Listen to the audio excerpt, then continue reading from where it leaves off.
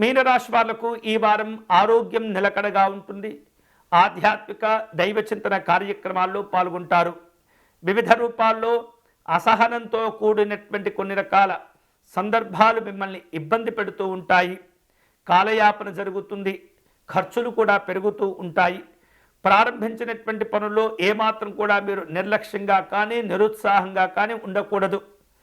ఎప్పుడు కూడా మంచి ఆలోచనలతో పట్టుదలతో ఈ వారంతో మీరు ప్రయత్నాలు కనుక ప్రారంభించినట్లయితే అవి మీకు ఉపయోగపడుతుంటాయి.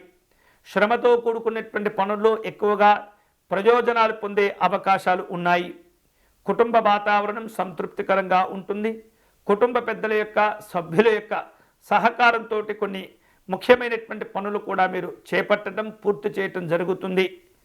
వివాదాలకు దూరంగా ఉండేటటువంటి ప్రయత్నం చేయండి. సహోద్యోగులతో అధికారులతో వ్యవహరించే సందర్భంలో ఓర్పు సహనంతో మీరు మీ కార్యక్రమాలు పూర్తయ్యేంత వరకు జాగ్రత్తగా వ్యవహరించాలి. ఎంత ఓర్పుతో ఎంత సహనంతో వ్యవహరిస్తూ ఉంటారు అంతే స్థాయిలో మీరు మీ కార్యక్రమాలను పూర్తి చేసుకోగలుగుతారు. వివిధ రూపాల్లో మానసికమైనటువంటి ఒత్తిడి ఏర్పడుతుంది. కొన్ని ఆందోళనకరమైనటువంటి సందర్భాలు కూడా చోటు చేసుకుంటాయి. అయినప్పటికీ కూడా మీ ఆత్మవిశ్వాసమే మిమ్మల్ని కాపాడుతూ ఉంటుంది. ఆదాయ మార్గాలు కలిసి వస్తాయి.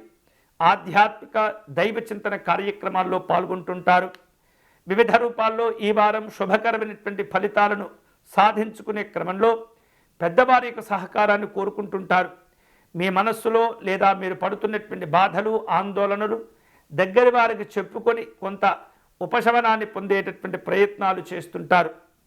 సామాజిక గౌరవాలు పొందుతూ ఉంటారు. వివిధ రూపాల్లో రాజకీయపరమైనటువంటి పరిచయాలు కూడా ఉపయోగపడుతూ ఉంటాయి.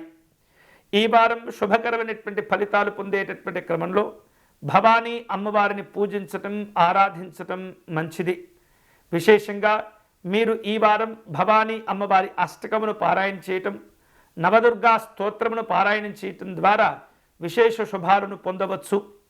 ముఖ్యంగా నవదుర్గా స్తోత్ర పారాయణం ప్రతిరోజు కూడా చేసుకోవటం ద్వారా ఎన్నో రకాల జాతక సంబంధమైనటువంటి సమస్యలకు కూడా అమ్మవారి యొక్క స్తోత్ర పారాయణం మీకు ఉపయోగపడుతుంది.